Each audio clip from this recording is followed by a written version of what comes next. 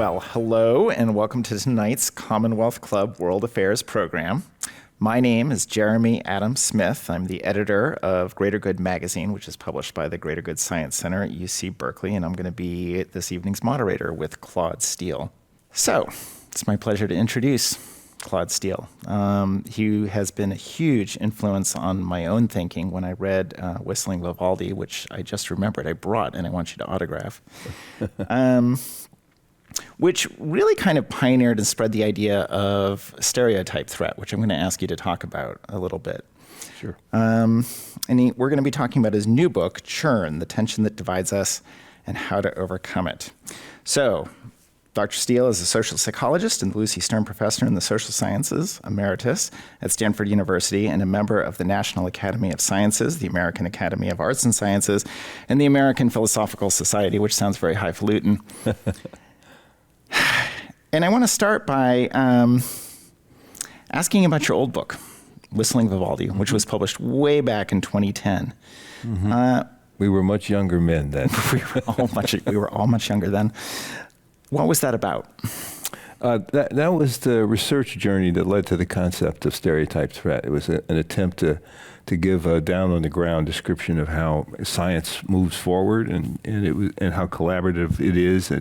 That work was done with, I would count myself as a leader of the team, but I benefited tremendously from my students at the time, and Steve Spencer and Josh Aronson and a number of others. So I wanted to tell the story because I think sometimes you just see the end of a result of a research program, and you think it was all packaged and science unfolds in a more complex but I think interesting way, and that book was an attempt to convey that experience to people. So what is stereotype threat? It is whenever you are in a situation or you are doing something for which a negative stereotype about one of your identities, it could be your age, your race, your religion, is relevant to what you're doing. You know then that you could be judged or treated in terms of that stereotype in that situation. And if that situation is important to you, the prospect of being seen and treated stereotypically is upsetting and distracting and can interfere with your functioning right then and there. And if you suspect that that's going to be a regular experience in this walk of life, it might deter you from that whole walk of life, that discomfort of possibly being judged in terms of that stereotype about your one of your identities or another. So that's basically what stereotype threat is. The way it got looked at as something that might affect your performance. So I think what really galvanized that research and brought it to people's attention and sustained it as a research focus over the last 30 years, really, is that kind of a pressure might affect something as important as standardized test performance. African American students taking a difficult, very committed African American students taking a difficult standardized test and interpreting their, as you have inevitable frustration, am I confirming that stereotype? Will I be seen to confirm that stereotype? And all of that, I better double down here. And really, that kind of interference that comes from that pressure can subvert your performance. So that's what the research has shown, and it's shown this in many with many outcome behaviors, like for example, athletic performance, or negotiation performance, or a whole variety of things have been looked at. The work got so identified with performance that I began to think, people aren't seeing the full significance of this idea. That a lot of the tension that can exist between people of different identities has the same form.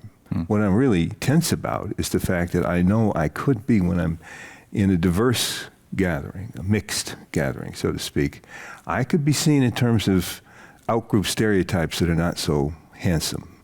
And a part of my thinking goes to that problem, and I start to, you start to get a little nervous, and you're reading the cues in the situation and trying to discern, and then what can I say here and what can I not say here? Yeah, you've likened it to multitasking. Yeah, multitasking. So the person under stereotype threat who feels themselves under stereotype threat is multitasking when everybody else is just focused on the task. Exactly.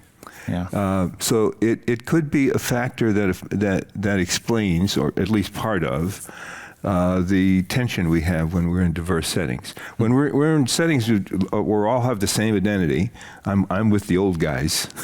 We're all old. I don't feel very nervous about that at all because we're all the same, and I'm not going to be seen in terms of those stereotypes, of those ageist stereotypes.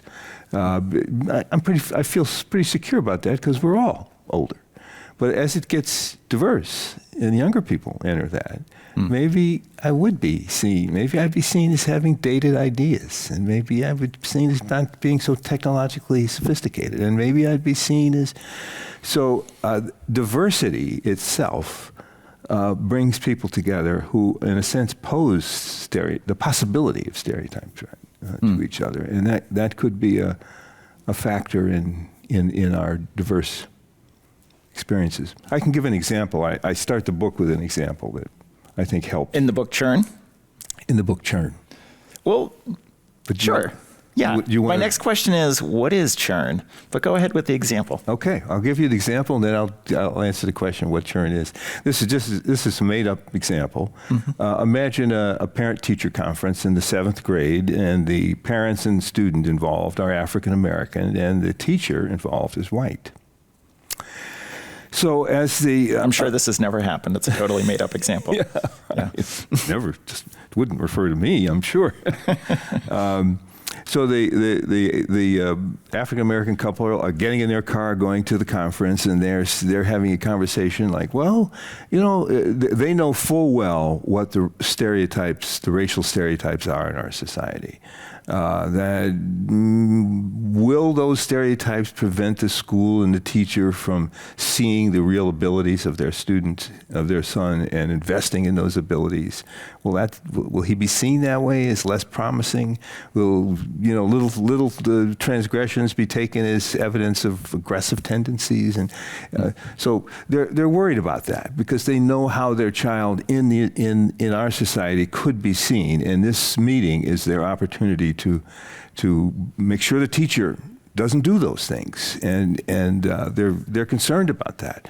So they're as they enter the room for the meeting, they're in churn. They're thinking about how their identity and their child's identity is going to play out in his experience in this school and with this teacher, and they're worried about that, and they're trying to address that, and the teacher may not be thinking about that at all, but they're thinking about that. And interestingly, and very importantly, the teacher has her form of stereotype threat in that situation that's probably equally intense, which is that she's very committed to her students and tries to be as sensitive to and responsive to the needs of her minority students as she can possibly be. She's dedicated to fairness and decency of that sort. But how can she just directly tell the parents that? And so she worries that if she says anything, even maybe slightly negative about this young man, it'd be intended to really foster his development and help him along, but it could get her seen as a racist, which in that situation is the stereotype about her group that is relevant to her in that situation. And so the whole concept of stereotype. So here they come together. They're meeting in this, and there's sort of a tension there. You can maybe cut it with a knife in some instances, and it's not really due to prejudice, to bias. That's a very important phenomenon. But this is different. This is a pressure that comes from in this society. The stereotypes that exist about these two identities and the relevance of those stereotypes in this conversation and the importance of that conversation to both parties creates a kind of a churn, puts both parties in a serious churn. So that's what I mean by churn. It's the kind of agitated, vigilant worry about how my identity in an important situation is going to affect me, how it will affect how I'm received, how I'm treated. Will I be treated fairly? Will I be invested in here? Do I have a good, an equal chance here?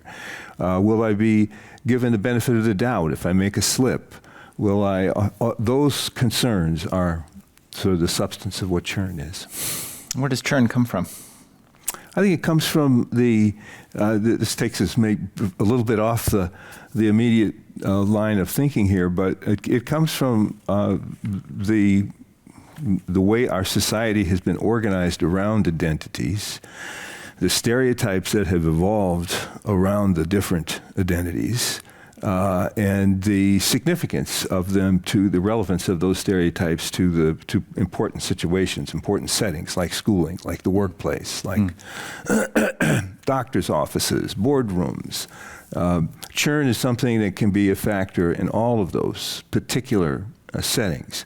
The book has a particular mission of focusing our thinking about these issues in particular concrete the settings where we actually live our lives, in classrooms and workplaces, and, as I say, boardrooms and doctors' offices and athletic teams, and in real situations. Yeah. I want to bring this phenomenon to light. Yeah, that's a distinction you make repeatedly in the book, like trying to get the reader to understand it's in important situations. I think a lot of people, when they hear about this idea, might be a little dismissive of it and say, well, I live and, I have lots of different kinds of neighbors and I never feel anxiety when I'm, talking with them or, but crucial to your idea is that it's like, okay, yeah, you can get along with your neighbors, when you see them on the street or when you're, borrowing a shovel from them. But what will happen if you are at a zoning meeting, or if something legal occurs and you end up in a law office together with your neighbor, which happens, then the stakes might rise dramatically. Yeah, I don't think churn is present or much of a factor in low stakes situations. I'm on the subway in a diverse situation. I'm in an arena crowd. It's not much of a factor in my life. But when the situation is important, the stakes get high. Possibility of misunderstanding is present. Yeah. You don't know the people. Like the story I told about the parent-teacher conference, a situation like that. Churn can become a significant factor. It's not all bad. I'm going to hopefully get a chance to explain. It's not all bad. It really reflects, I think, our concern about behaving well and decently in situations. I don't think it's not like, I think when we think about diversity and people getting settings like a classroom or a workplace to work smoothly, a diverse classroom or workplace to work, we think it's a question of prejudices and getting rid of prejudices. And by all means, I'm for that right. in society, but churn is different than that. It's not so much about prejudice. It's what our identities mean to each other, and the kind of threat they can put us under. Yeah, I read a lot of 19th century English novels, and those people are in constant churn. A lot of the anxiety is actually class-based. Class-based, yes. But, and a lot of it's gender-based. If you read Jane Austen, you know all about that. Yeah. It's definitely something that, has been present, throughout human life, where people, I think you use the phrase good manners, where people are constantly worried that they're, showing the proper respect, that they're showing, that they're just behaving well. They're behaving well. They're hitting all the right notes so that they won't draw negative attention to themselves. And no social class. A poor kid goes to a very elite university. That kid's going to have churn. How is my background going to fit in here? And I don't have quite the cash the other kids have. So there are these important circumstances where churn is a natural, a necessary, experience, I think, and it's an adaptive experience. You really are trying to figure out how to adapt to the situation. But I think at basis, what it makes it difficult to do when one is, what the churn is about is that it's difficult for me to trust the situation. Trust is the bottom line here. Churn problematizes that, makes it difficult. I just can't relax and trust the situation. I'm really safe here. One way of putting it, I think helps me understand it, is that it's the tension between remembering and forgetting. Do I remember how my group is seen and use that to interpret what's happening to me in this situation? Or do I just forget that? Yeah. I just assume I'm safe here. And I don't have to churn. I don't have to worry about that. Well, another way of putting it maybe is that it blocks the achieving a state of flow. Yes. You know, when you sort of lock into the situation, you're completely unself-conscious. Yeah. Yeah. It can have. Here's an experiment which I think illustrates some of the significance it can have in real in important situations. This was an experiment that Jeff Cohen and Lee Ross and I did. Those are colleagues of mine a number of years ago, and we asked a straightforward question of how does a white professor give critical feedback to a black student and have that feedback be trusted and used? How do you do that? First, maybe there's no issue there whatsoever. So we set up a simple experiment to get at this, though. And we had white and black Stanford students come in, write an essay about their favorite teacher, and we told them if the essay was good, we might publish it in a new magazine, campus magazine we were going to put out on teaching. Put their best foot forward, come back in 2 days, and we would give them feedback on this essay, and we would vary how we gave the feedback, and we would measure how much they trusted the feedback. So it's a simple experiment. And what we found was maybe expected, but a little disconcerting. When we gave the feedback straightforwardly, here's the feedback on your essay, or we said something, really positive about them just before we gave them the feedback. Oh, you bring so much energy to my class, here's the feedback. Given in either of those ways, the white students trusted that feedback. They're not under a negative stereotype about their abilities in this society. They're not aware of that idea even. But for the black students, they didn't trust that feedback. They're Stanford students. They're really strong. They're in a university that is committed to their progress and welfare, but they didn't trust that feedback. And it can seem strange that they wouldn't. But when you think about it from their standpoint, you sort of see the difficulty. They don't know whether the feedback is coming from their essay or whether it's coming from the essay, the evaluator's opinions or stereotypes about their group's abilities. Which is it? Is it, can I just completely, do I just completely forget how my group is seen and not use that idea in interpreting this feedback here? So dealing with that ambiguity, they don't trust it as much, and therefore they don't use it as much. And they're in a sense isolated from any contribution it might make to improving their writing. And that's not a situation that just happens once. It happens throughout their schooling. The good news is, and this is where the trust issue enters the picture, there's a third way of giving the feedback that worked marvelously well, and I think reveals something very important. And that way of giving the feedback was the feedback giver says, look, we're using high standards in evaluating these essays. But I've looked at your essay, and I believe you can meet those standards. Here's the feedback to help you. Wow. When black students heard that, they trusted the feedback more than any other group of participants in the experiment. And the 3 times more of them took the essays home to use the feedback to improve the essays. So why does that work and the other two, the straightforward way, not work? I think it gets at this churn issue and its relationship to trust. In the first 2 ways of giving the feedback, they're not sure they can trust it.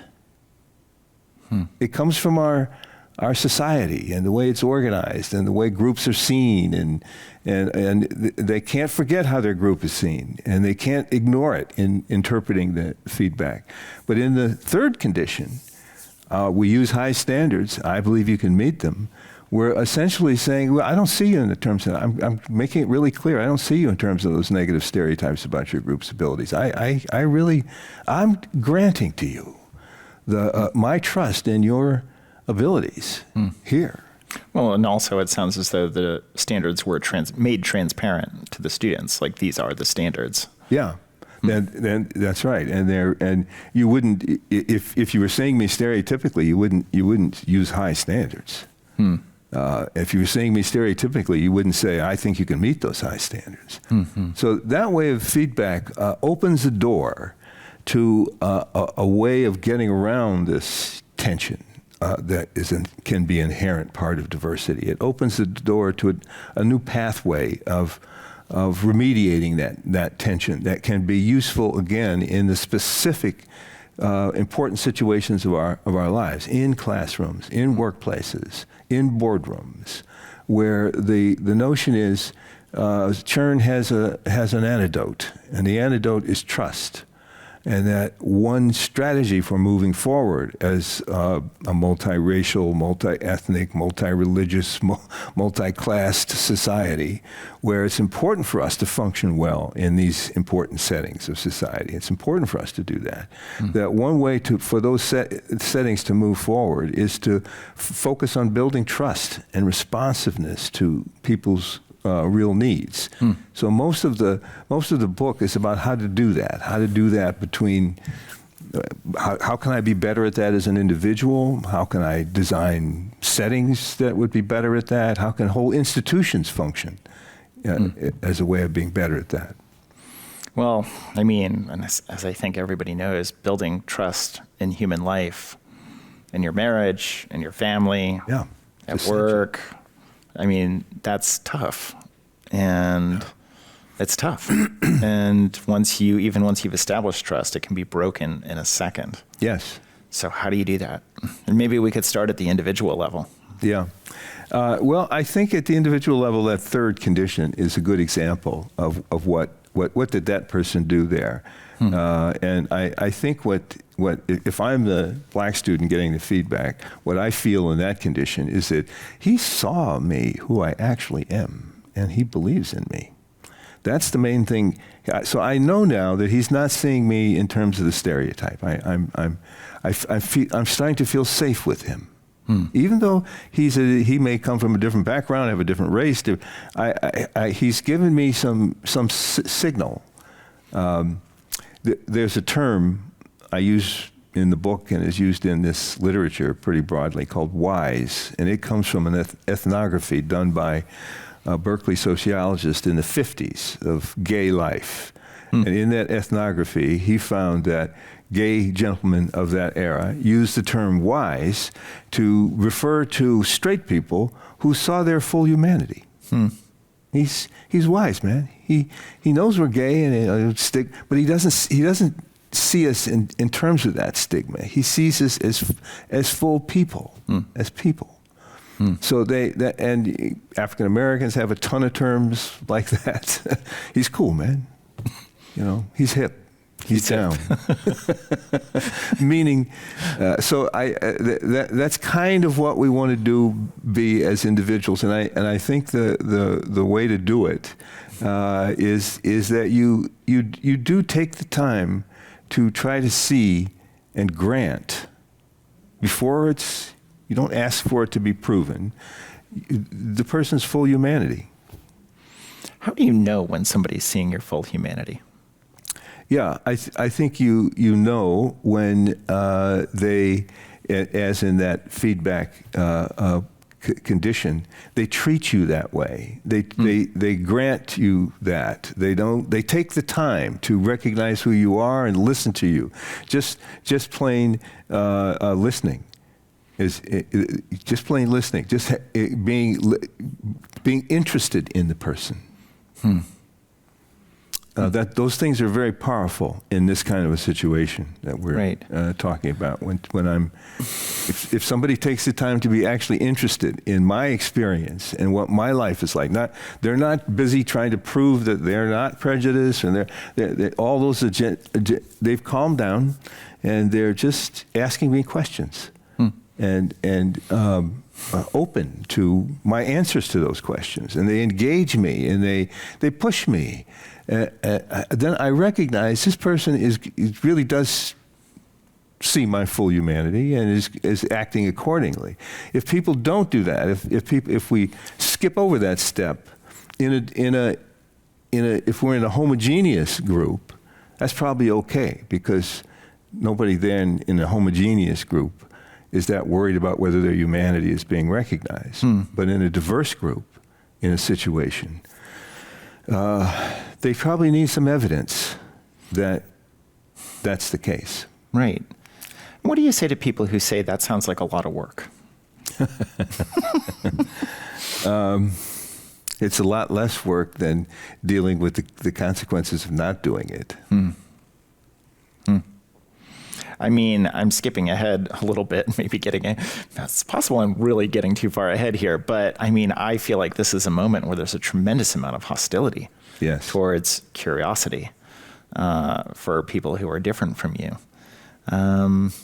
And I think a lot of people are struggling with that right now in a lot of different ways. Hostility toward people being curious? Well, I mean, so on a sort of macro level, I feel like the federal government has become stone cold hostile to, fostering any of the things that you're talking about. Yes. And I think on an individual sort of base level, I think a lot of people might feel like they're just tired, They've got their own struggles in their own life, and that kind of struggle makes you very egocentric. And and I think people are feeling an enormous amount of social stress right now.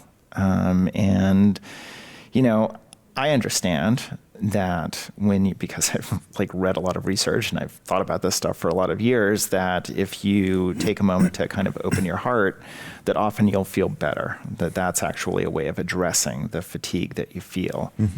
But a lot of people, they don't understand that, or maybe they really are authentically in a place where they just can't participate socially at the level that you're talking about. And it makes me realize in some ways, I mean, I'm sort of curious what you have to say about this, but, it strikes me that, we're in a lot of ways in a society right now that is encouraging churn. That is actually fostering it and encouraging people to sort of keep it inside themselves and not talk about it, not disclose that they're feeling this kind of churn. Yeah. Because that's a very vulnerable thing to admit, that I feel anxious talking to you in this setting. What do you say to all of that? Well, first, I do definitely acknowledge what the moment that we are in as a society is full of this kind of tension. I suppose that's one reason I got interested in it, is that I see it, especially in my experience as a university administrator. You bring the topic up of say diversity, and people run for the hills. Yeah. Why would I think of going to that kind of a session and listening? Because all I'm going to experience there is people yelling at me or telling me I'm a bad person. It has gotten to be a very fraught aspect of life. But I have the feeling, and this is coming from the research literature, and I suppose my own personal experience over time, there is a solution. And that's what the book is trying to offer, is how do you manage that situation? And I think it's easier than we think. And I think part of why we think it seems so difficult is that to change that, I'd have to change people's attitudes and their prejudices and their beliefs. And no, I think building trust is something people have a good intuitive feeling about, and I think a lot of us do it on a daily basis. Absolutely. That what I'm describing is something that is a part of most of our lives. What I'm doing is saying, let's pull that up, focus on that, and use it in these situations that are particularly important. I'm not talking about the whole of society. I'm not talking about the administration. I'm talking about, my classroom, my workspace, this board that I'm a part of. In that world, there are a few simple things that can be done that signal and build trust in a situation, and then people can enjoy this diversity that we claim is so important in our life. They can enjoy it. Once I'm relaxed that you're not going to see me in the menacing way I'm worried about. You're not going to see me that way. Then I can really get to know you. It becomes an attraction, a positive aspect of my life. I have a lot of relationships like that, where it's one of the greatest gifts I have. That I can have a broad range of relationships with people from very different backgrounds, different races, different ethnicities, different religions, by taking that kind of an approach. So I think I couldn't agree with you more that we're in a sort of diversity fatigue era of life. But often one of the things that helps us overcome that is just knowing how to handle it, how to deal with it. Knowing what it is and having a strategy and approach to dealing with it. I'll give you an experiment which illustrates it if you give me a few seconds to describe it. We brought white guys into the laboratory at Stanford, this study I did with Phil Goff some years ago. And they thought you're going to have a conversation with two other students, and they look on the table in front of them, and there are two photographs of the two people they're going to have a conversation with. And for half of them, it's two black guys. And for the other half, it's two white guys they're going to have the conversation with. And then they're told that they're going to either have the conversation about love and relationships, something that's easy to talk to among college students to talk about, or they're going to talk about racial profiling. So they're either going to talk to two black guys or two white guys, either about love and relationship or break.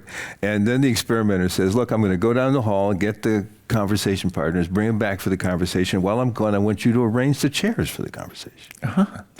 And what we're interested in is how much distance they put between themselves as a function of those conditions I described, how much distance they put between themselves and their conversation partners. And you can probably predict the results, that when they're going to talk to two white guys about anything, or two black guys about love and relationships, they don't think about it. They put the three chairs close together. But when they're going to talk to two black guys, they don't really know. They put it in a different room. They really put some distance there. And we have measures that show what they're worried about is that they're going to be seen as, they can make a mistake, be seen as a racist. And that's what they're worried about. They're not prejudiced. There's no correlation here, no relationship between how prejudiced they are as the participants were and how much distance they put.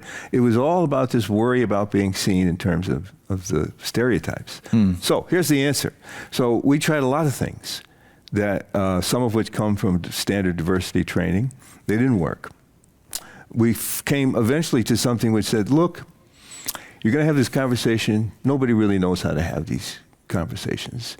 In the United States, they can be fraught. So mainly just relax and take it as an opportunity to learn.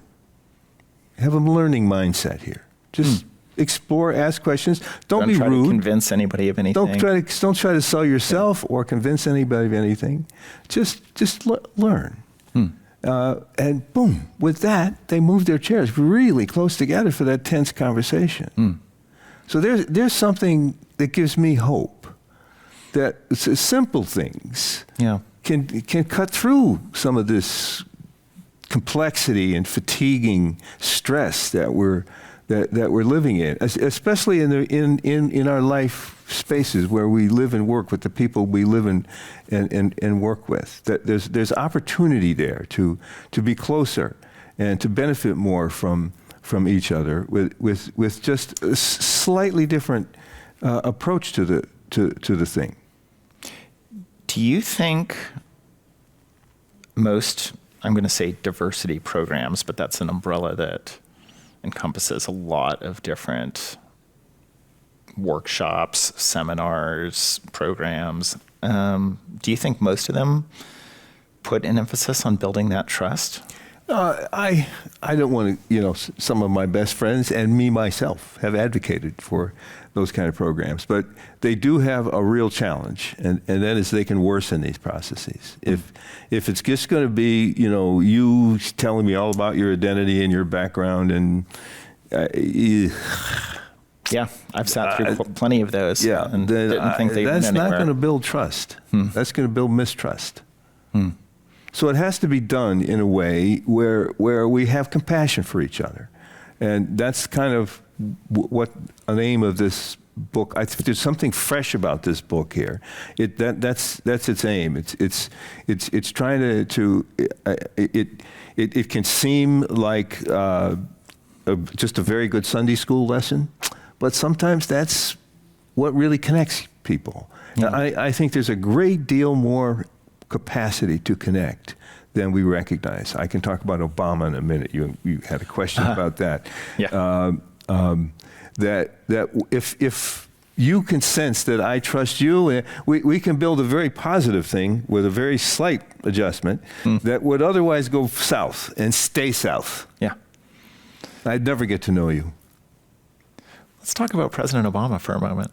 You talk about him in the book. I do. I'm fascinated by this, and I'm piggybacking on Ta-Nehisi Coates' interview with Obama, and his analysis in the end is, how does this guy with this, Barack Hussein Obama win the trust enough to be elected president of the United States twice? And his theory is that Obama, because of his background, which I'll describe in a minute, because of his special background, is able to trust white people, offer them that, listen to them. He could do what I was just describing being done. He could ask questions. They could understand that he was actually hearing them. And that they could, when he behaved, that when they knew that he heard them, not just about his own background and the experience, his racial experiences and so on, that isn't going to convince them. But if he heard them, they could begin to trust him and feel very differently about him as a person than they might somebody who didn't take the time to do that. He goes into southern Illinois, parts of which are like northern Mississippi, and he puts his feet on their table and he says, in the kitchen table, and he says, look, I want to hear what's up. What are you dealing with? And because my parents, I was raised by white people. My mother's white. My grandparents were. So they start to trust this guy. Well, and that's a powerful story. Maybe this is so exceptional, I'm not sure it can be seen as a general rule, but it does illustrate the principle. Yeah, and you mentioned the fact that he largely grew up in Hawaii as being Hawaii itself is a kind of laboratory for diversity. Yeah. Which I thought was quite interesting. I mean, whenever I spent a lot of time there. Lucky you. Yeah. Well, my own experience of Hawaii is complex, I would say. But part of that complexity is negotiating so much difference. And, one of the outstanding qualities of the local culture there to me is its lack of pretension. It is very anti-pretentious. And I actually think that has a lot to do with how people there address churn. I think that there's a kind of disabling quality, where, I mean, I suppose it has a negative side in a way, where, people who seem to be pretentious will get cut down to size, I think, in various ways. But it's very much a part of how people think about things. And I think that there's a kind of there's just an attitude there that is very different from the mainland that, Obama probably did take with him. Yeah, I throughout think his so. career. I think so. I mean, he's quoted, and I do it he's quoted in the Coates article by saying, I just didn't have the same worry that I would be seen and treated in terms of racial stereotypes that, say, Michelle has. I was raised in a world where I just didn't have that worry as much. And he's trying to explain, Coates is trying to explain how Obama gets himself psychologically in a situation where he can trust whites, where that's so difficult for so many other African Americans to do, that they're not prepared to really do that because the costs are so dramatically bad and have historically been so difficult.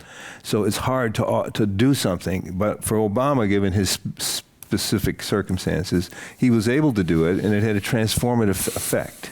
Yeah. And yet, we're talking here about President Obama being this kind of exemplar of, how you navigate a world of churn. Yeah. But there's another narrative about President Obama. Let me, before that, just so I don't forget this point about churn, because I want to leave the audience with some real simple thing that when you start to feel yourself in churn, that should trigger this other idea, this other mindset, that this is an opportunity to learn something. Right. Relax. Yes. Fall back. I'm nervous. What is my nervousness telling me? I'm nervous. It tells me to, when in doubt, ask questions. Explore. Let your curiosity open you up. Yeah. And that the other person you're talking to will see that, and that will gain some trust. Right. They'll see that. If I see you're genuinely interested, that's transformative. So now we're off on a very different path. Right. So I didn't want to miss bringing it down to a concrete answer to your question of how do you manage churn. You use it as a cue. I want to talk about that more, but first I want to talk about what I started to talk about, which is that for a lot of people, Obama is a divisive figure. Like everything that we have just said about him, there's a whole lot of people in this country who would say the exact opposite. And I never know what to make of that. And I'm not alone. I just think it's incredible that, we can look at this man, like so many people can look at him and see him as our leader, somebody who really behaved in a way that a lot of us could emulate, thoughtful, curious, articulate, and always kind of trying to bring out the best in people, I feel, when I watched him speak or if I watched him in a setting with other world leaders, I thought, this is it. This is how I should behave. And so many people in this country looked at him and did not see that. Couldn't see it, apparently. Well, I don't think... I'm struggling with it, and I'm sure a lot of people watching this right now are struggling with it too. Yeah. Well, I wouldn't claim any of this is going to overpower on everything, and that part of my emphasis on talking about specific situations that we live in is because in those situations, I think we have the opportunity for these strategies to work. Yeah. If you're talking about a presidential candidate, who many Americans are never going to see very closely. He's going to be, the reality of that candidate is very different from how that candidate is abstractly represented in Fox News versus, and that's what they know of him. Right. They're working as fast as they can to demonize him, and so and if people have no direct experience to counter that, that's going to win. That's going to prevail. But in our everyday lives with each other, that's where this strategy I was describing, I think, at the individual level, has a chance to create a good society. Yeah. Well, I think at least some of the hostility is rooted in hostility towards Obama's approach to negotiating difference and churn.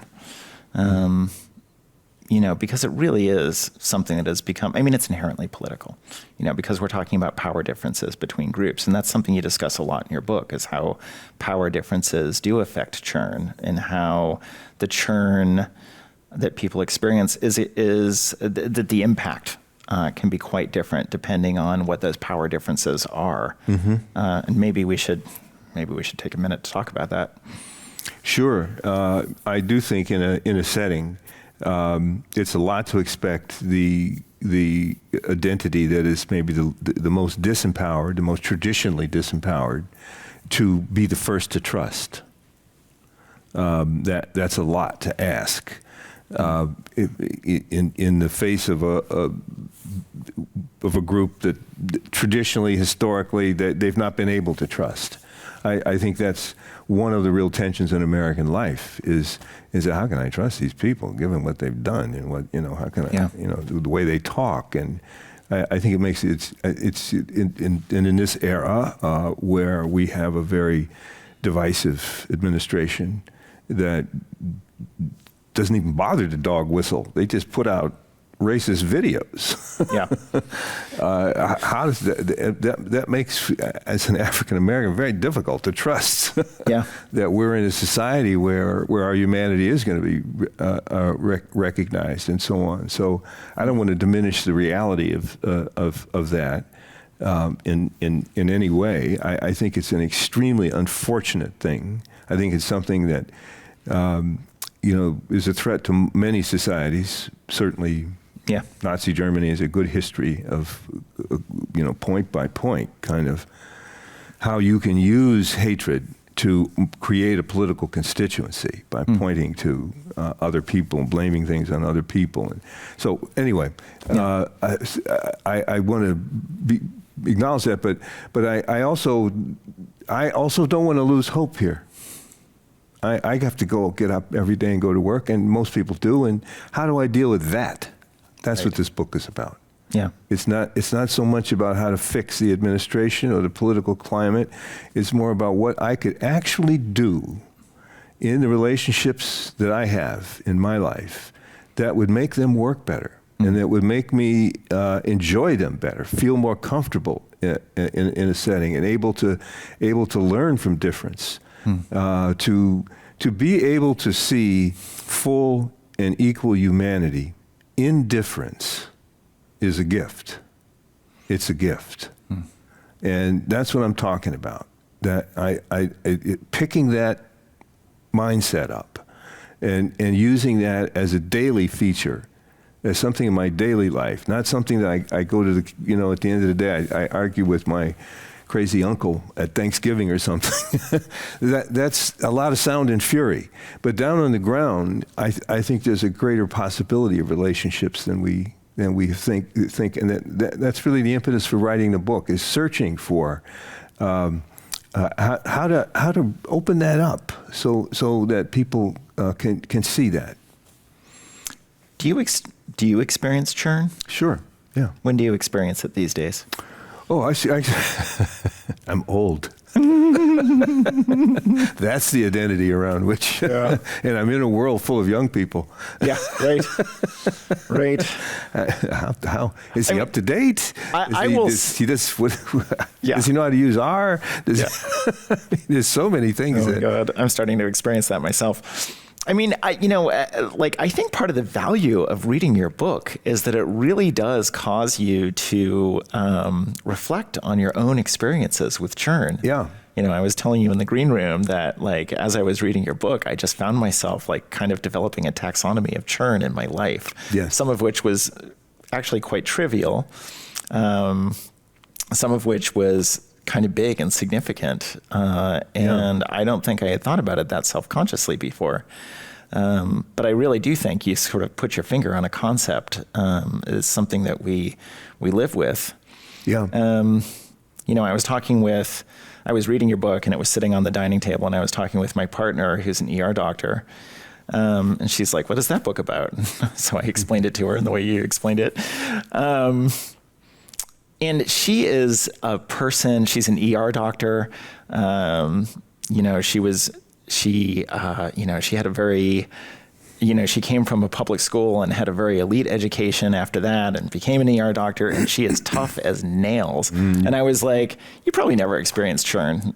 And she's like, no, I experience it all the time, every day. Wow. And I thought about that. I was a little embarrassed for myself because I was like, she's right. I mean, like every day when she comes home from a shift at the hospital, I hear about churn because she's dealing with many different kinds of people all the time. If you can, I think it's a great gift and a great challenge of American. This is the American experiment. All these different people we're trying to integrate into a democracy. Yeah. And so it's an inherent challenge, I think. Oh, we have a question from the audience. Okay. We have questions. We have many questions. All right. Well, I'm just going to ask these. Alrighty. Let's see. Okay, this is a good one. Do you think churn has been exacerbated post-COVID? This directly pivots from talking about work in the ER, or is it worse in the younger generation? So do you think it's been exacerbated by COVID, by our experience with COVID, or is it just worse in the younger generation? No, I think it has been exacerbated. I mean, I don't want to drift into a political conversation, but we've had a very divisive. Despite my efforts to drag you into one. I'm a psychologist, and there's where I'm secure about the psychological analysis here, not the political. That's not my game as much. But I can't help but ignore. I can't ignore that this has been an extremely divisive period. I am older. I've lived through a lot of decades of American life, and this is one of the more fractious, divisive, where it's been openly used as a way of building a political base in a way that I haven't seen since the 50s. Yeah, it's so definitely we are in a period where it exacerbates the churn between us. Now, even in ordinary circumstances, you sit down next to somebody at a basketball game and you, whereas before, 10 years ago, you wouldn't think twice, or you'd be a lot more relaxed about it. Right. So I do think this era has a lot more churn in people's lives. Yeah. Insecurity about how to deal with difference. What can I say? What can I not say? Are those people as bad as they say they are? How will I be received here if I try to interact with them? Could I send my kids to school with them? So many questions like that are what churn is, and we're at a period where those questions are all over the place. Yeah. All right. Next question. Churn sounds like a particular kind of social anxiety / phobia. Do you see it differently? Do I see it differently as a... It sounds like the person is saying, well, isn't this just social anxiety? It's a form of it. It's a form of it. Yeah, that's what I had been thinking as well. I wouldn't quarrel with that at all. It's an attempt to be to describe a particular form of it that I think is particularly important in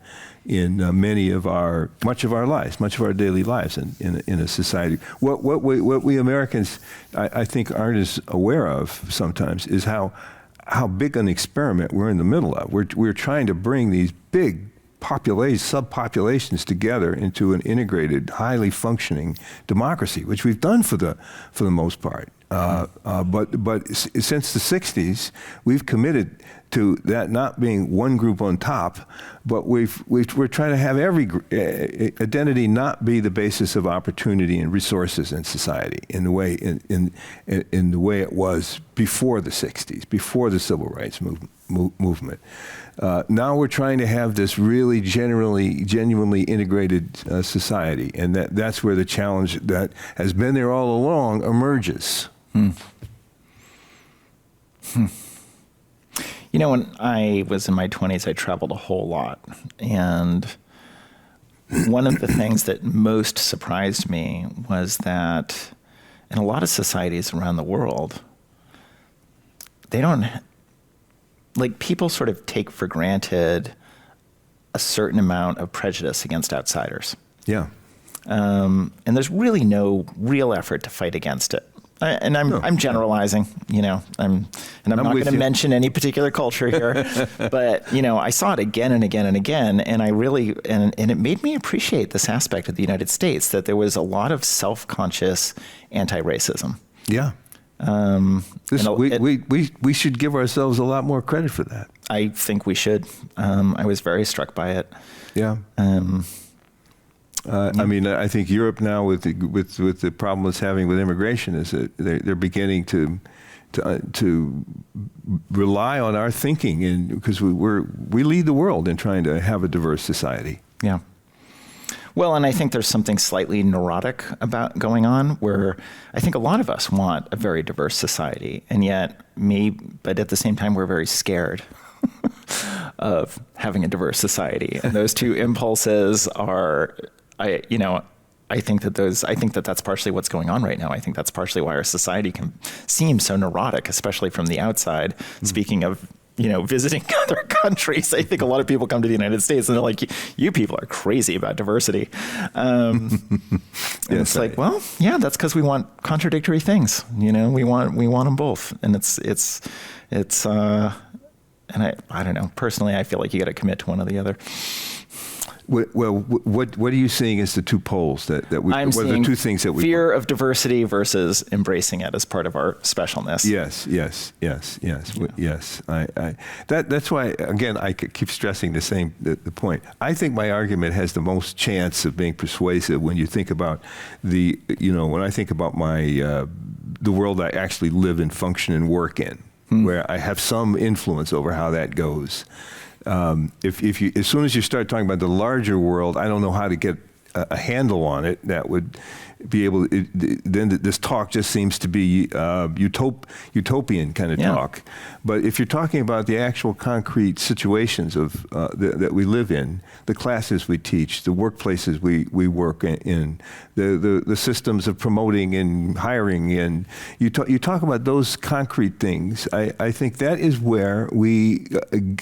Given the kind of strategies I'm laying out here, this sort of wiseness, I think we can make a real difference and get to this multiracial, multi-ethnic society that we say we want, a post-racial society that we say we want that, and we've committed to it in the law. That is the significance of the 60s, is that it jettisoned the laws that enabled the segregation we'd lived under up until that time. Severe segregation. You could call it apartheid when I was a kid. Yeah. We overcame that legally. Now we're trying to actually do it in fact, down on the ground. And I'm trying to point to the value of working down on the ground. Not so much in the abstract clouds, but in the simple relationships between people, the simple things we can do to make those settings less able to make us feel more comfortable with each other, and to be more effective in some ways. The parts of the book that I guess are newest to me, and maybe in some ways my favorite, are when I talk about how several universities level programs where I think that university did things that enabled those students that it served to trust and to have and to wind up with diversity being such a positive feature in those environments, not a problematic feature. Right. So anyway, I could go on in that vein, but that's the ambition of the book. Two more questions. Sure. Can you talk more about how your personal story experiences informed this thesis/research? Well, I'm an integrated guy. I talk about this a little bit in the book in the introduction to put all my cards on the table. I was born on January 1st, 1946, to an interracial couple in Chicago, Illinois. So I've been in a diverse. I've never known another situation other than diversity in a sense, but it has given me. Maybe that's why I enjoyed writing so much about Obama, who had a similar experience. You live like that, and you know the humanity in different people. You know that different people have equal humanity. Some people who have very little mastery of the language and have had a rough way to go and have the same embedded in that person is often in areas that they know about an incredible amount of intelligence and decency and so it's been a consistent experience of mine throughout my life, maybe more so than for many Americans, but that does give me a set of intuitions about this and the possibilities, again, of being practical. What I like about trust building as an approach, I think it's been an ignored strategy for building a diverse society. We haven't thought about that, but that's what it's all about. Yeah. Is building the trust, and that is beautifully a game that's played on the ground. It's who shows up and listens and who really responds to the real needs of people, who really helps in that sense. Then you trust people across all kinds of identity divides. Yeah. When somebody treats me like that, and that's happened in my life, I don't care what their identity is. They're very different backgrounds than me. But I trust them because they listened to me. They responded to my actual needs, not what they thought I needed. But we work things through. Those relationships are possible, and we're not even thinking about them. We're way up here in the sound and fury of our political dramas every minute, and we're feeling hopeless about at this dimension of life, this gift that we have as an American society. We're feeling kind of hopeless and fatigued, and how could that work? Given we're in 5 wars, I don't even know what they're about. Yeah. So that's again the part of the ambition here. Yeah, your discussion of trust really did strike me as being one of the most important contributions of the book. Like, I think it is. I think it is feel the like heart of the book. So much of the way we talk about diversity, people don't talk about trust. And Yeah. when I was reading it, I thought to myself, yes, this sounds correct. Yeah. This feels right. And it's something that we really neglect in all of our diversity building efforts, it seems to me. Yeah, and I think, and I as I say, it's exciting to me because I think building trust is much more manageable than, say, eliminating prejudices. It's so hard, change person's beliefs. I'm as a social psychologist, I know how hard Just that trust is the person. to do. Yeah, Or try to anyway. But once I trust you, my attitudes follow. Prejudices go away when we have a connection where a human connection. Then my prejudices begin to go away, weaken a hold on me. So that's another hopeful dimension here. Well, and I also think there's a kind of ask for, I think of it in terms of being an ask of white people, which is to try to be trustworthy. Yeah. And understand that's what the issue is. It's not personal. Right. It's historical. Right. Can I trust you? Right. Do I remember or do I forget with you? Right. And I'm going to have to come to a sense of forgetting it with you. Then I'll believe you. We're open. The door's open. A whole different world comes into view. I have a great final question. Okay. It's a great question to ask a scientist. What do you want to see studied in relation to churn? Oh, there's so What many. are the limitations of the studies to date, and what more work needs to be done? Yeah. Oh, there's so many things. I think I hope it opens. I hope it has even a portion of the good fortune that Stereotype Thread had of attracting interest. And there's so many hypotheses. Like, for example, does trust, maybe establishing trust between people is the best way of reducing prejudices, beliefs, and so on. That needs to be tested. That's a program of research right there that I'd love to see undertaken. The field pick that up. Because I think, again, the intuition I'm feeding on here is that trust building has been under-recognized. I've talked to many colleagues. Well, I told the students this and I told them that, and they have no reason to trust you. And why don't they listen to me? Why don't they do what's in their own self-interest? Why don't they? Well, they're in a situation. If you really talk to them, you'd see they're in a situation where it's difficult for them to just forget and trust you. They need a little something there. So, and I think that road can be built. That road can be built once it's understood that is the road that needs to be built. And I hope the book, if it accomplishes anything, it accomplishes that hey, maybe this is a road we should test. We should look at more carefully, that this should direct some scientific interest in the years ahead. All right. Well, thank you very much. Thank you. This was really interesting. Well, thank you. Great pleasure on my part. So that was Claude Steele talking about churn, the tension that divides us, and how to overcome it. And I hope people will consider ordering it at their local independent bookstore. And for information about the Commonwealth Club World Affairs membership and upcoming programs, please visit www.commonwealthclub.org. I'm Jeremy Smith. Thank you very much, and take care.